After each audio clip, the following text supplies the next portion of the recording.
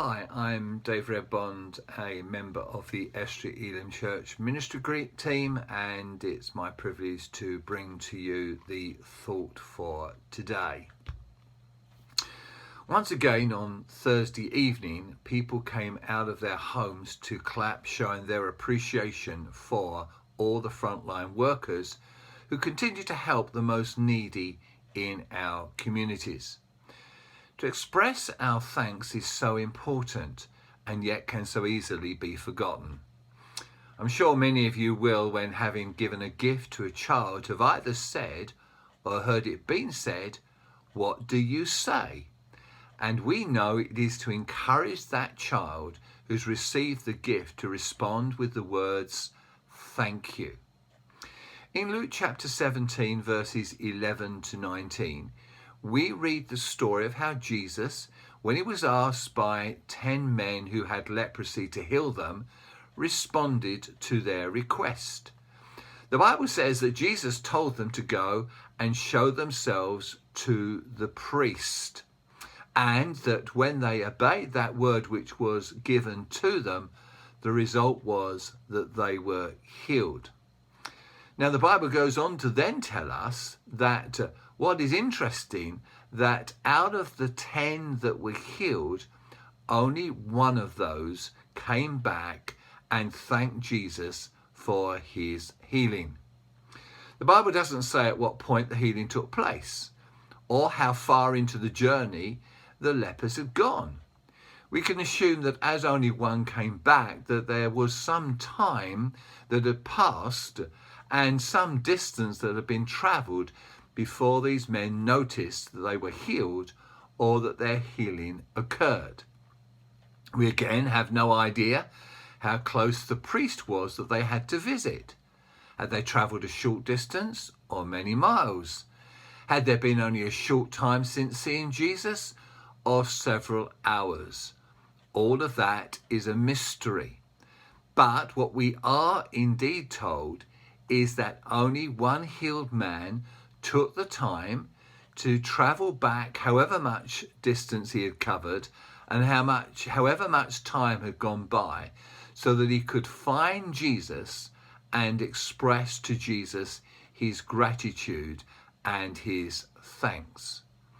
We notice that the Bible also tells us that Jesus asks the question, when the one who has returned has thanked him, "Were there not 9 others who were also healed? Where are they? Why have they not come back to say thank you also?" For those who did not return, should we assume that they were not grateful for the amazing miracle that had taken place in their lives? I would suggest to you that it is unlikely that they were ungrateful. After all, if you put yourself in their position and you had experienced such a miracle in your life, would you not have been thankful and grateful for what had taken place? I am absolutely certain you would have been. So why didn't they return? I think that although they were grateful for what had happened, they did not think to express their thanks openly. This can so often be the trap we can fall into, both when it comes to when we receive help from God, as well as when we receive help from other people. It is so very easy for us to just take it for granted that those who have helped us understand that we are grateful and that we don't need to express our thanks. And yet in not expressing our thanks, it can give a very wrong impression without us realizing it. You see, when we express our thanks audibly, the person who receives our thanks feels appreciated, feels valued, feels that what they have done to help us has been received. But when we do not express our thanks verbally, the person who has helped us will then feel undervalued. They will feel that they're being taken for granted, and they will be hurt by our response, even though, as far as we are concerned, we do feel grateful. Their impression will be that we are not indeed thankful at all. In fact, when we don't express our thanks, we will find that when we ask for help in the future, it may not be given to us. Now, of course, as far as God is concerned, he is a God who is gracious and a God who is always willing to respond to our cries for help when we need it. But that does not exclude us from expressing our thanks to him or taking him for granted.